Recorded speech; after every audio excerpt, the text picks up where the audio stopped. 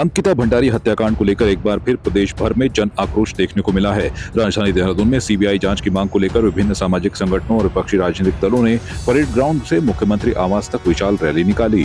बड़ी संख्या में लोग हाथों में न्याय की मांग वाले पोस्टर और बैनर लेकर सड़कों पर उतरे और सरकार के रवैये पर सवाल खड़े किए। देहरादून के साथ साथ हल्द्वानी में भी अंकिता हत्याकांड के विरोध में प्रदर्शन देखने को मिला, जहाँ लोगों ने एकजुट होकर न्याय की मांग उठाई। वहीं राजधानी नई दिल्ली के जंतर मंतर पर प्रवासी उत्तराखंडियों ने जोरदार धरना प्रदर्शन किया। प्रदर्शनकारियों का कहना है कि अंकिता भंडारी को न्याय दिलाने के लिए मामले की निष्पक्ष और स्वतंत्र जांच जरूरी है। हाल के दिनों में सामने आए नए आरोपों और चर्चाओं के बाद संगठनों ने दोबारा जांच की मांग तेज कर दी है। कि आप आए हो और यहाँ नहीं, हर तरफ आंदोलन हो रहा है, क्योंकि अब आपको लगा कि हमारी बेटियों के साथ जो हो रहा है, स्पेशली उत्तराखंड की बेटियों के साथ इतनी सारी लाखों में बेटियां मिस हो रही हैं, आपको मालूम होगा, बेची जा रही हैं, और फिर भी सरकारें सो नहीं रही हैं, सरकारें सो नहीं रही हैं, वो इसमें लिप्त हैं। आप देखिए, चाहे कोई भी सत्ता हो, हमने यहीं से, मुझे आरोप लगाया जाता है एक पर्टिकुलर पार्टी के उसमें, पर एक बात बताइए, अगर यहाँ पर जंतर मंतर, जहाँ मैं एग्जैक्टली खड़ी हूँ, एग्जैक्टली वहीं हमारा बेस कैंप था। जब हमने निर्भया के लिए आवाज उठाई तो किसकी सरकार थी? कांग्रेस की थी। और आप मानो सरकारें पलटी हैं, और सरकार पलट गई बेटियों को बचाने के लिए। निर्भया के दौरान हमें इतना आक्रोश था, किरण के दौरान इतना आक्रोश था कि सत्ता पलट दी हमने। पलटी की नहीं पलटी थी। तो आज जो भी सत्ता हो, हमें नहीं मालूम जो भी है, पर वो मौन नहीं है, वो लिप्त है। ये तो खुलासा हो चुका है। और जो वीआईपी का नाम सामने आ रहा है, वो तो एक आपको सिर्फ छलावा दिखा रहे हैं। असली वीआईपी वो नहीं बताएंगे, क्योंकि वो बहुत बड़ा नाम है। सरकार सिर्फ उत्तराखंड में नहीं पलटेगी, हिंदुस्तान में पलट जाएगी अगर वो नाम बाहर आ गया तो। और वो नाम बाहर नहीं आने देंगे, पूरी कोशिश करेंगे। पर मुझे इतनी उम्मीद है आप लोगों से, क्योंकि जिस तरह से आप लड़ रहे हो ना उत्तराखंड के लोग, मेरा शत शत नमन है। क्योंकि मैंने देखा है दिल्ली में रोज एक हत्या और बलात्कार का एक केस हमारी संस्था पे आता ही आता है। कौन लड़ता है उनके लिए? कोई नहीं लड़ता है। आप अपनी बेटी के लिए लड़ रहे हो, और ये निश्चित करोगे कि जीत होगी, हमारी बेटी को इंसाफ मिलेगा। चाहे वो वीआईपी कितना भी बड़ा नाम हो, वो सलाखों के पीछे जाएगा, और हमारी किरण को भी इंसाफ मिलेगा। अभी जो हमारी जीतेंगे, लड़ेंगे, लड़ेंगे, लड़ेंगे।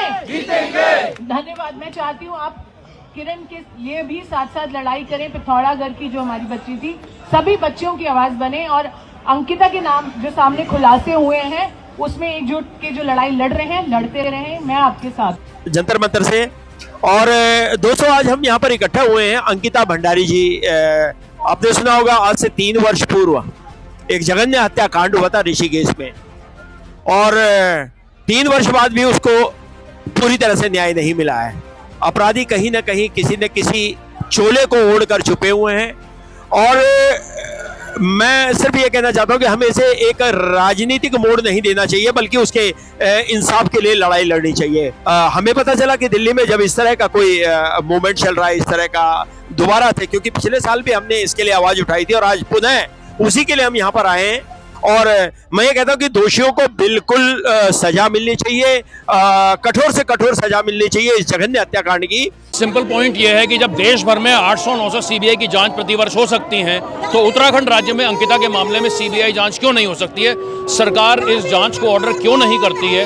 स्वयं मुख्यमंत्री जी इसी स्थान पर आज से 4 महीने पेपर लीक के मामले में भी उन्होंने आकर के सीबीआई जांच का कहा था, छात्रों के आंदोलन के मामले में। तो ये मेरी समझ से परे है कि भाई इतना ऐसा क्या कारण है कि आप अपने लोगों को बचाना चाहते हैं। तो उत्तराखंड के लोगों में यही परसेप्शन है। इसको ध्यान में रखते हुए जो है सीबीआई जांच जो होनी चाहिए अंकिता के मामले में, अंकिता को, अंकिता के परिवार को, उत्तराखंड राज्य के लोगों को न्याय मिलना चाहिए, और ये सिर्फ और सिर्फ सीबीआई जांच के मामले से ही संभव है। देखिए, कोई पॉलिटिकल आदमी कुछ भी बोलता रहा है, उसका कोई वैल्यू नहीं है, वो जीरो है। वो इस समय ना तो देखिए किसी को विश्वास नहीं है, उनकी विश्वसनीयता बिग जीरो पर है।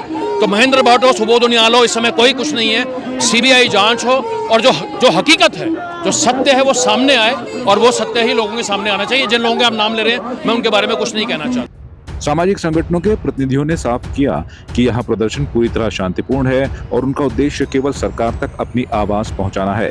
रैली के मद्देनजर प्रशासन पूरी तरह सतर्क नजर आया। परेड ग्राउंड से लेकर मुख्यमंत्री आवास के आसपास भारी पुलिस बल तैनात किया गया। शहर के कई प्रमुख मार्गों पर बैरिकेडिंग की गई और यातायात को नियंत्रित किया गया ताकि किसी तरह की अव्यवस्था न हो। गौरतलब है कि इससे पहले SIT की ओर से बयान जारी कर यह स्पष्ट किया गया था कि जांच में किसी भी VIP की भूमिका सामने नहीं आई है। देखिए, अब तो VIP का नाम भी उजागर हो चुका है और BJP द्वारा ही उजागर हुआ है।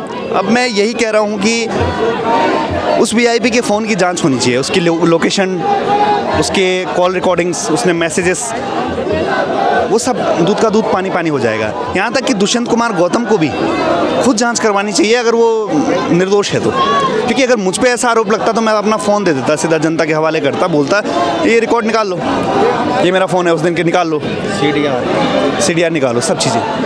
तो ऐसा तो कुछ हो नहीं रहा है, उल्टा जो BJP के नेता हैं वो बचाने का काम कर रहे हैं। अब इसमें तो पता लग रहा है कि BJP बुरी तरह से इसमें लिप्त है,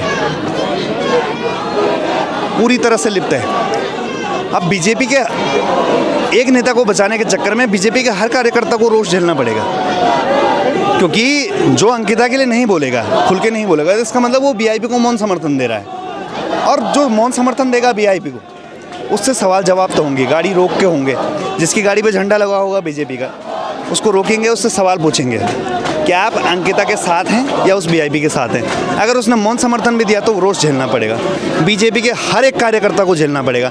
और इनको ये पता नहीं है कि ये एक दिन, ये जो अंकिता है ना, इनकी केंद्र की सरकार भी ले डूबेगी। एक व्यक्ति को बचाने के चक्कर में राज्य से जाएंगे, निकाय से जाएंगे, कहीं नहीं। अपराधियों को सख्त से सख्त सजा हो और दोबारा से ये जो केस है रीओपन हो, जो भी अपराधी हैं वो जेल के पीछे हो, चाहे वो VIP हो चाहे वो आम आदमी हो, जो भी इस केस में अपराधी है उसे सजा होनी चाहिए। प्रशासन केवल गरीबों के लिए है क्या? जब निर्भया हत्याकांड हुआ तो 4 को फांसी दी गई थी क्योंकि वो गरीब थे। अच्छा है, हमने कहा न्याय हुआ, लेकिन इस बार क्या हो रहा है? हम बस प्रशासन से ये पूछना चाहते हैं कि अब अंकिता के वक्त कहाँ गए हो, कहाँ गया वो कानून, कहाँ गया प्रशासन, कहाँ गया न्याय? क्या गरीबों के लिए न्याय है? गरीबी जनता को नेताओं को उठाती है और प्रधानमंत्री बनाती है, मुख्यमंत्री बनाती है, और जब गरीब पे बारी आती है तो ये प्रशासन चुप क्यों बैठता है? हम ये पूछना चाहते हैं। हम ये बर्दाश्त नहीं करेंगे। लड़कियों, जब उसने डिनाई कर दिया था, मना कर दिया था, उसने क्यों उसकी हत्या की गई? पहले हमें इस बात का जवाब चाहिए। ये सर्विस तो कहीं और से भी ले सकते थे, जो वो दे दिया वो दे दे, लेकिन उसको मना करने पे ये हत्या का उसको इनाम दिया गया। अंकिता भंडारी हत्याकांड को लेकर राजधानी देहरादून में जारी विरोध प्रदर्शन ने सरकार और प्रशासन की चिंता बढ़ा दी है। CBI जांच की मांग को लेकर लगातार हो रहे आंदोलनों से यह स्पष्ट है कि जनता इस मामले में संतुष्ट नहीं है। प्रदर्शनकारियों का कहना है कि जब तक निष्पक्ष और स्वतंत्र जांच सुनिश्चित नहीं की जाती तब तक आंदोलन जारी रहेगा। संवाद 365 के लिए वीडियो जर्नलिस्ट रोहित के साथ संजय रावत की रिपोर्ट। आपकी इस पर क्या राय है, हमें कमेंट कर जरूर बताएं। इसके साथ ही आप हमारे YouTube चैनल को सब्सक्राइब कीजिए। आप हमें Facebook, Instagram, Twitter पर फॉलो भी कर सकते हैं और संवाद 365 के साथ एक क्लिक में जुड़ने के लिए डाउनलोड कीजिए संवाद 365 ऐप।